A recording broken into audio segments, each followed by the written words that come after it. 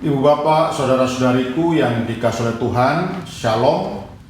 Selamat berjumpa kembali dalam Renungan Harian Katolik Paroki Tomang, Jakarta. Hari ini hari Senin, tanggal 11 November tahun 2024. Tema renungan kita hari ini adalah Bersama Tuhan Pasti Bisa.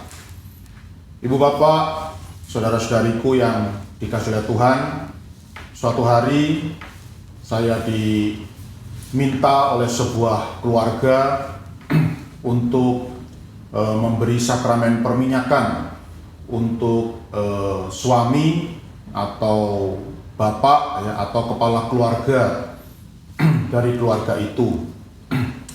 Dan ya, penyakit dari bapak ini kelihatannya ya cukup parah ya. Saya tidak tahu penyakitnya apa, tapi bapak ini sampai mengalami kelumpuhan ya, sehingga tidak dapat berjalan dan hanya bisa berbaring di tempat tidur saja.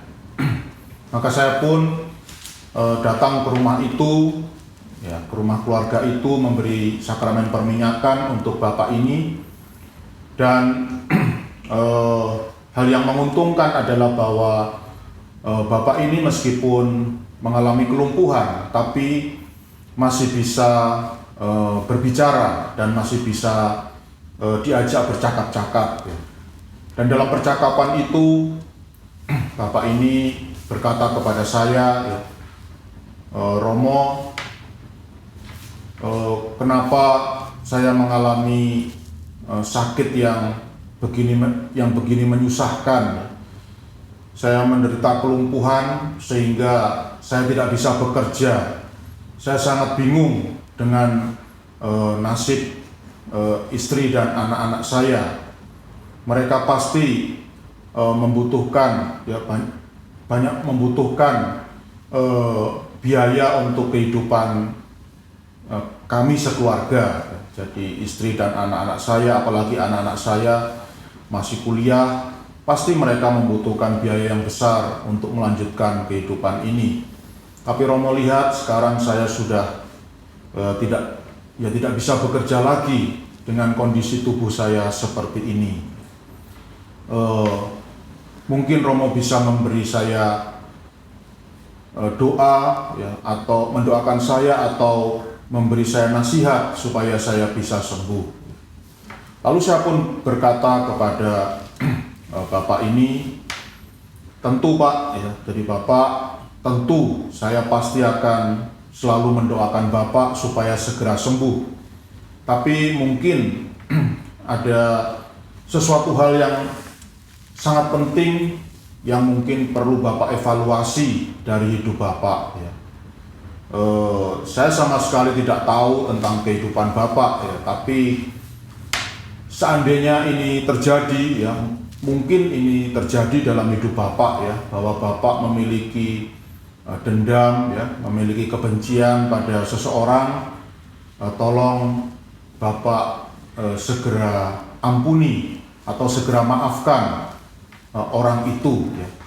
Dan sebisa mungkin jangan ada kebencian atau dendam dalam hati Bapak terhadap orang ini. Saya yakin ini akan sangat membantu kesembuhan Bapak. Maka kemudian Bapak ini pun dengan penuh emosional ya, berkata kepada saya, ya Romo, memang betul apa yang Romo katakan. Saya memang punya dendam, saya memang punya kebencian terhadap seseorang.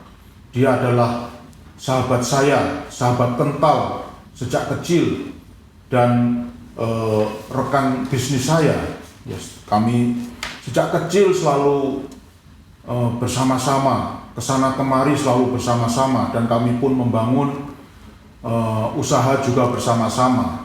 Dan saya sangat marah ketika ternyata dia mengkhianati saya.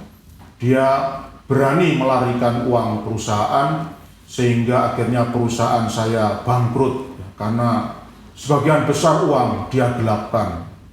Tentu saya sangat benci dengan orang ini, Romo.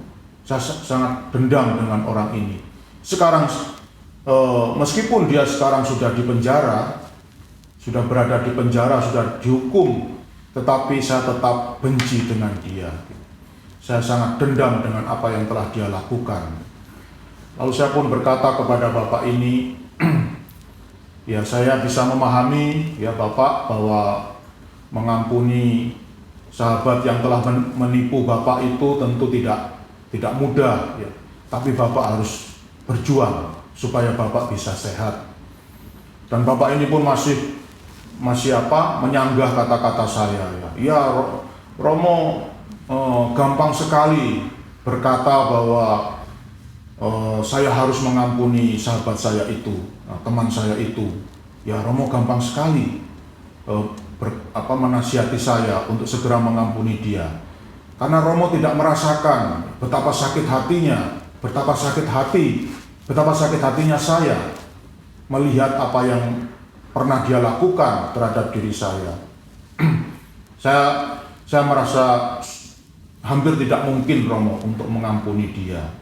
Maka saya pun berkata kepada bapak ini, kalau bapak terus menyimpan dendam, kebencian kepada teman bapak itu, ya rasanya kesembuhan itu akan sangat sulit bapak dapatkan ya. Hanya itu saja yang saya minta. Saya tetap akan berdoa untuk bapak, tapi saya minta hapuskanlah, hilangkanlah, lenyapkanlah segala dendam dan kebencian dari hati bapak. Semoga ini bisa membantu bapak. Kemudian saya pun, ya tentu saja kemudian saya pulang ya. Saya pulang ke pastoran dan kehidupan terus berlanjut. Sampai suatu hari saya sungguh terperanjat, saya sungguh kaget. Yaitu 3 bulan setelah saya memberi sakramen perminyakan, ada seorang tamu yang mencari saya di pastoran. Dan ketika saya menyambut tamu ini di pastoran, saya sangat terperanjat karena orang yang tamu yang datang ini tidak lain adalah bapak yang sakit lumpuh dan punya kebencian mendalam, dendam yang mendalam kepada temannya itu. Rupanya bapak ini setelah saya pulang dari rumahnya, dia merenungkan kata-kata saya, merenungkan nasihat saya dan menjalankannya. Dia mampu mengampuni dan memaafkan teman bisnisnya itu, ya sahabatnya itu, dan akhirnya dia pun mendapatkan kesembuhan. Dia dibebaskan dari kelumpuhan dan dia bisa sembuh, pulih kembali dan bisa bekerja kembali untuk menghidupi istri dan anak-anaknya. Luar biasa Ibu Bapak, Saudara-saudari, betapa dahsyatnya kekuatan dari pengampunan terhadap sesama yang mungkin sangat menyakiti hati kita, ya, tetapi pengampunan itu mengandung kuasa penyembuhan yang luar biasa. Ibu Bapak, Saudara-saudari yang dikasihi oleh Tuhan, kalau mengampuni itu adalah sesuatu yang sangat sulit untuk dilakukan, itu adalah hal yang umum, ya, hal yang lumrah. Dan ternyata hal itu juga terjadi dalam diri para rasul, para murid Yesus. Dalam Injil Lukas bab 17 ayat 1 sampai 6 yang dibacakan dalam perayaan Ekaristi hari ini, dikisahkan Tuhan Yesus bersabda kepada para muridnya, "Jagalah dirimu, jika saudaramu berbuat dosa, tegurlah dia, dan jika ia menyesal, ampunilah dia. Bahkan jika ia berbuat dosa terhadapmu 7 kali sehari, dan 7 kali ia kembali kepadamu dan berkata, 'Aku menyesal,' engkau harus mengampuni dia." Nah, inilah kata-kata Tuhan Yesus kepada para murid, ya. Jadi berapa kali pun sesama kita menyakiti hati kita, maka kita harus mengampuninya tanpa batas, ya. 7 kali dalam sehari menyakiti hati kita, maka 7 kali dalam sehari kita harus mau mengampuni orang itu, ya, mau memaafkannya.